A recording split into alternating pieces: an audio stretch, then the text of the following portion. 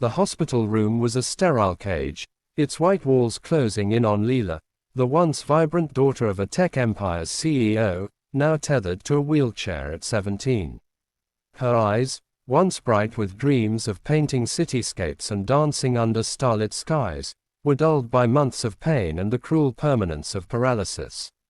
The accident, a reckless driver, a rain-slicked road, had stolen her legs, her hope, and the future she'd imagined.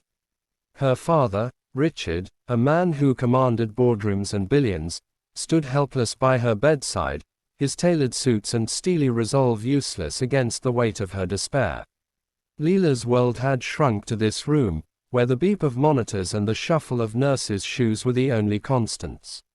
She hadn't spoken in days, her silence louder than any scream, a testament to the grief that had settled into her bones. Outside, the city buzzed with life, but for Leela, it was a distant hum, a reminder of everything she'd lost. Yet, in a quiet corner of that same hospital, a single father named Sam, a janitor with calloused hands and a heart carved by loss, overheard a nurse whisper about that CEO's daughter who's given up. Something in those words stirred him, a flicker of defiance against fate's cruelty, and he made a quiet vow, I'll help her. If you believe in kindness, second chances, and the power of human connection, please hit that like button, drop a comment, share this story, and subscribe to Kindness Speaks for more stories that remind us how love and hope can change lives. Leela's days blurred into a monotonous cycle of medical routines and pitying glances. Her father had hired the best doctors, flown in specialists from across the globe, and installed cutting-edge equipment in their sprawling mansion, but none of it reached the hollow place inside her. She stared at the canvases stacked against the wall, their blank surfaces mocking her inability to lift a brush. Painting had been her sanctuary, her way of capturing the world's beauty. Sunsets over the bay, children chasing kites, lovers entwined in quiet moments. Now, her hands trembled with frustration, not from the accident but from the weight of her own surrender. Richard watched his daughter fade, his empire's success a bitter irony against her suffering. He threw money at solutions, but hope wasn't something he could buy. Leela's mother had died years ago, leaving a void that Richard filled with work, and now he faced another loss he couldn't control. He sat by her side each evening, reading reports or answering emails, unable to bridge the gap between them. Leela didn't want his promises of recovery or his assurances that she was still his little artist. She wanted to feel alive again, but that spark seemed buried beneath the wreckage of her dreams. Sam, meanwhile, moved through the hospital's halls with a mop and a quiet purpose. At 35, he was a man shaped by hardship. His wife had passed 5 years earlier, leaving him to raise their 6-year-old daughter, MIA, alone. MIA was his light, a whirlwind of giggles and crayon drawings, but she carried her own scars, a heart condition that required frequent hospital visits. Sam worked double shifts to cover her medical bills, his hands rough from years of labor, his eyes etched with worry.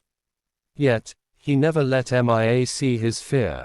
He'd sing her silly songs, tell her stories of brave knights and magical forests, anything to keep her smiling. It was during one of Mia's checkups that Sam first saw Leela, her wheelchair parked by a window, her gaze lost in the gray sky. He didn't know her story then, but he recognized the emptiness in her eyes. It was the same look he'd seen in the mirror after his wife's death. Sam wasn't a doctor or a therapist. He was just a man who knew what it was to lose everything and still find a reason to keep going. That night, as he cleaned the hallway outside Leela's room, he whispered to himself, I'll help her, not knowing how, but feeling the pull of a promise he couldn't ignore. The hospital was a maze of routines, but Sam began to weave himself into Leela's world.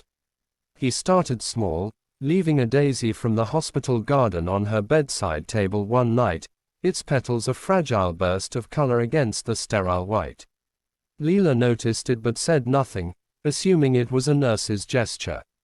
The next day, another flower appeared, This time a sunflower, its boldness almost jarring. Sam watched from a distance, catching the flicker of curiosity in Leela's eyes. He didn't approach her yet. He knew trust was a fragile thing, easily broken by haste. Instead, he spoke to the nurses, learning bits of her story, her love for art, her accident, her silence. He began leaving small notes with the flowers, simple words scrawled in his uneven handwriting. The world still needs your colors.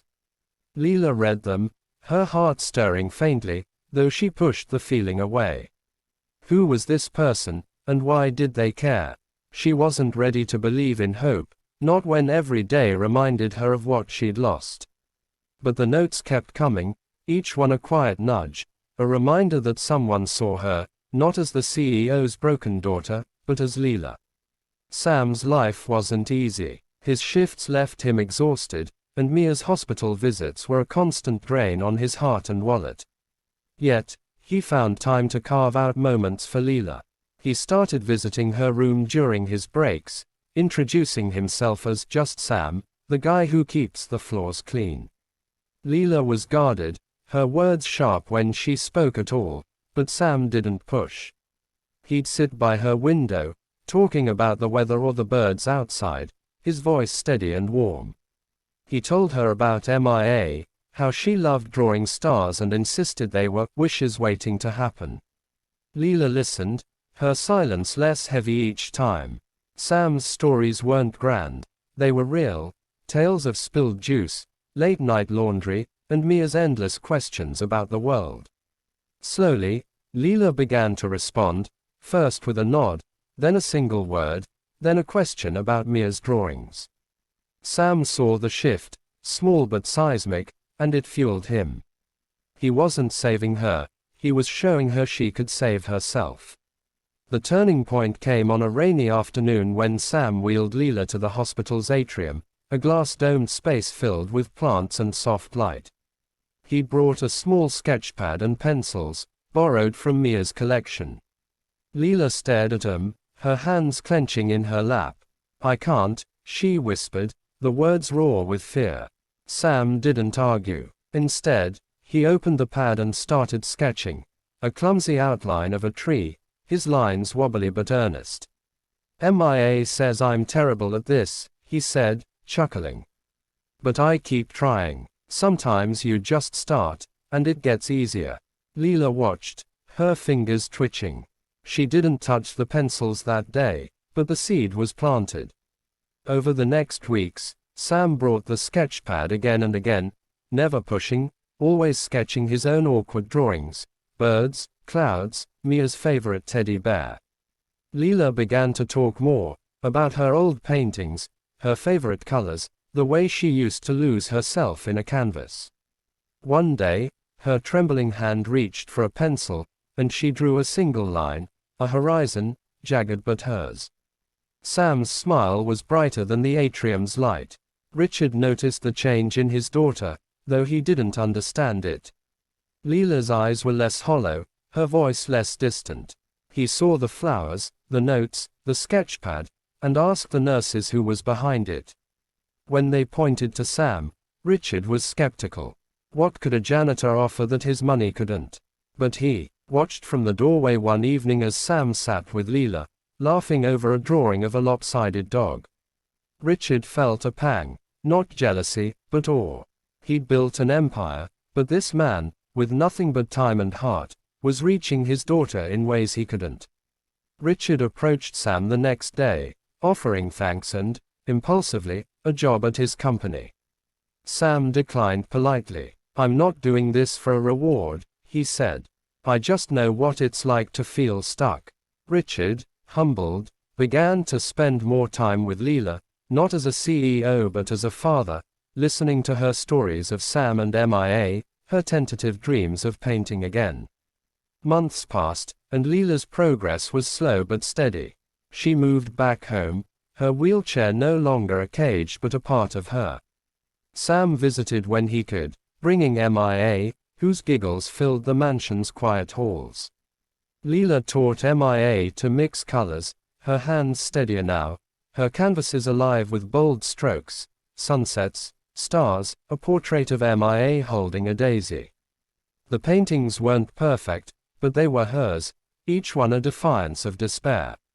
Sam's vow had sparked something in Leela, a belief that she could still create, still live. Her father hung her paintings in his office, a silent apology for the years he'd been too busy to see her. Leela wasn't whole, she'd never walk again, but she was healing, her heart open to a world that still held beauty. One spring morning, Leela invited Sam and MIA to an art show, her first since the accident. The gallery was small, the crowd modest, but her paintings glowed under the lights. She wheeled herself to the center, her voice steady as she thanked the man who'd seen her when she couldn't see herself. Sam stood in the back, MIA on his shoulders, his eyes shining with quiet pride. Leela's final painting was of a sunrise, its colors fierce and hopeful, a testament to the light she'd found in her darkest days.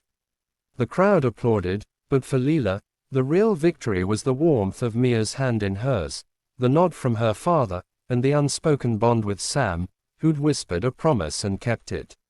If this story of hope, resilience, and the quiet power of kindness touched your heart, please like, comment, and share this video. Subscribe to Kindness Speaks to join us in celebrating the moments that remind us we're never truly alone. And before you go, please leave a comment sharing what this story meant to you. It's your words that keep these stories alive.